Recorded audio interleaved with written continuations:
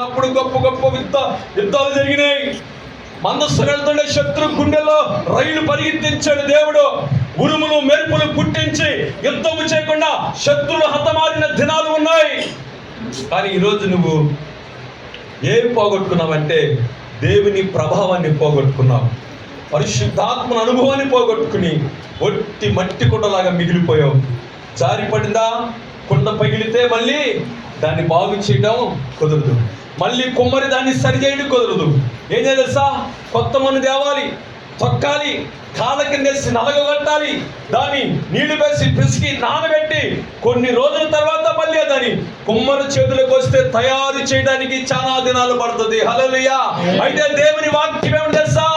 ఒక్కసారి నూతన పరచబడినాక మళ్ళీ ఆ వ్యక్తి అపవిత్రంగా మార్చబడితే అతని నూతన పరచుట అసాధ్యము. పగిలిన కుండను మళ్ళీ నూతన పరచుట అసాధ్యము, బాగు చేయడం అసాధ్యము. దాన్ని మళ్ళీ శుద్ధి చేయడం కోసం అది మట్టిలో కాలు కింద తక్కబడాల్సిందే, కానీ మళ్ళీ దాన్ని శుద్ధి చేయబడ్డ అసాధ్యం.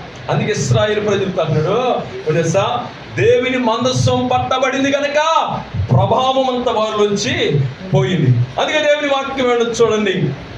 ఇంకా దేవుని మాటలు మనం ధ్యానం చేసుకుందాం. మొదటి సమూయేలు గ్రంథం 3వ అధ్యాయం 11-14 వచ్చిన వరకు చదువుకుందాం. అంతటా యెహోవా సమూయేలుతో ఇలాగ సెలవిచ్చెను, ఇశ్రాయేలు కార్యం చేయబోతున్నాను, దాని వారందరూ చెవులు గింగురుమను. ఏంటనండి, దేవుడు ఏం చేయబోతున్నాడంట? ఇశ్రాయేలు ఒక కార్యం చేయబోతున్నాను. ఎవరితో మాట్లాడుతున్నాడు? ప్రభావం లేదు కదా, అభిషేకం లేదు కదా, మనస్సం పట్టబడింది కదా. మరి ఎవరితో మాట్లాడుతున్నాడంటే, ఇదిగో మనస్సం పట్టబడకు ముందే వచ్చిన వాక్కు, దేవుని వాక్యము. అప్పుడు సంచరిస్తున్న దినాల్లో ఎవరితోనూ మాట్లాడుతున్న దేవుని వాక్యం ఎవరిని పలకరించడులా, పరిశుద్ధాత్ముడు రాటులా అంత నిశ్శబ్దంగా మారిపోయింది, చీకటిగా మారిపోయింది, అగాధంగా మారిపోయింది. కానీ ఎవరితో మాట్లాడు తెలుసా? సమూయేలు ప్రవక్తతో మాట్లాడుతున్నాడు. బాలుడైన సమూయేలుతో దేవుని వాక్యం ఎలాగూ సెలవిస్తుంది తెలుసా? ఇశ్రాయేలు ప్రజల్లో ఇదిగో చెవులు దింగురుమన్నట్లుగా నేను ఒక కార్యాన్ని చేయబోతున్నాను. గుండెలు పగిలిపోయే కార్యం, గుండెలు చెదిరిపోయే కార్యం, భయం పుట్టే కార్యాన్ని నేను చేయబోతున్నానంట. సమూయేలుతో దేవుడు మాట్లాడడం ప్రారంభించాడు. అప్పటికి మనస్సం పట్టబడలా, అప్పటికి ప్రభావం పనిచేస్తుంది కానీ దాన్ని ఎవరు గ్రహించటలా. దేవుని ఆత్మ నీలో ఉన్నది కానీ గ్రహింపు లేదు. దేవుని రక్షణ పొందావు, దేవుడు పరిశుద్ధాత్మ చేత నింపబడ్డావు, కానీ పరిశుద్ధాత్ముడు మరుగు చేయబడి శారీరకమైన స్వభావం నీలోకి వచ్చింది, లోకమైన స్వభావం వచ్చింది. పరిశుద్ధాత్ముడు అంతరంగంలో మూలన దాక్కుని ఆత్మ పని చేయకుండా, నెరవేర్పు లేకుండా చేస్తున్నావు కనుక అందుకనే దేవుని వాక్యం అని తెలుసా, ఇదిగో ఇశ్రాయేలు ప్రజల చెవులు గింగిరమనే కార్యం నేను చేయబోతున్నాను. ఏమిటయ్యా కార్యం? ఏమిటయ్యానంటే దేవుని వాక్యం అంటుకుంది. ఏమని తెలుసా? చదవన్నా. ఆ దినమున ఏలీ యొక్క ఇంటి వారిని గురించి, ఆ దినమున ఏలియా ఇంటి వారి గురించి నేను చెప్పినదంతా వారి మీదికి రప్పింతును, దాని చేయి మొదలుపెట్టి దాని ముగిస్తాను. హల్లెలూయా. ఏమంటున్నాడండి? ఇశ్రాయేలు ప్రజల గురించి దేవుడు తెలుసా? ఏలీ కుమారుల గురించి, ఏలీ ఇంటిని గురించి నేను ప్రారంభించి దాన్ని ముగిస్తానంటున్నాడు. హల్లెలూయా. ప్రారంభించి ఏం చేస్తాడా? దేవుడు ముగింపు కలగజేస్తాడు.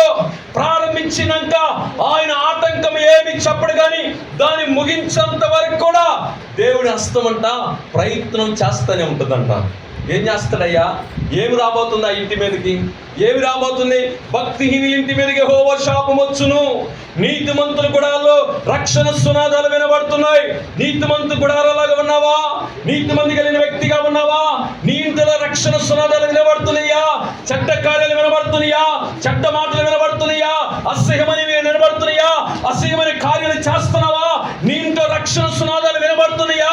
భక్తిహీన ఇంటి మీదకి శాపం వస్తుంది. కనుక భక్తిహీనంగా ఎవరైతే నడుస్తారో ఆ ఇంటి ఎప్పుడు శాపంతో నింపబడుతున్నది.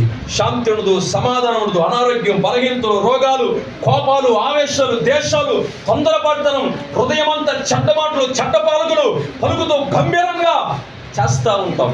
కనుక దేవుని వాక్యం ఏమిటందో తెలుసా?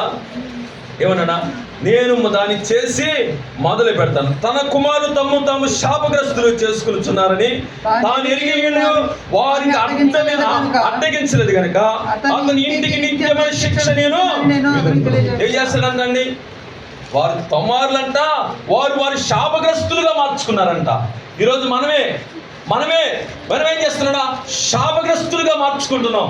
నీకు నువ్వే శపించుకోవడం, నీకు నువ్వే శాపగ్రస్తం అనే కార్యం తెచ్చుకుని దేనైనా శపించబడడం ప్రారంభించబడతాం. మనం ఏమంటాం తెలుసా, దేవుడు నాకు ఎందుకు ఇలాగ చేస్తున్నాడు, దేవుడు ఎందుకు నన్ను ఇలాగ శోధిస్తున్నాడు, దేవుడు ఎందుకు నన్ను ఇలా ఆటంకపడు. దేవుడు ఎవరిని శోధించడంట, ఎవరికి ఆటంకాన్ని కలగజేయడంట. ఎందుకయ్యా అంటే ఏం చేస్తుందా, వారు తాము చేస్తున్న పనులు బట్టి శాపగ్రస్తులుగా మారారు. ఏమి అడ్డగించలేదంట. ఈరోజు నీ పిల్లలు చేస్తున్న పని నువ్వు అడ్డగించట్లా, బుజ్జగిస్తున్నావు.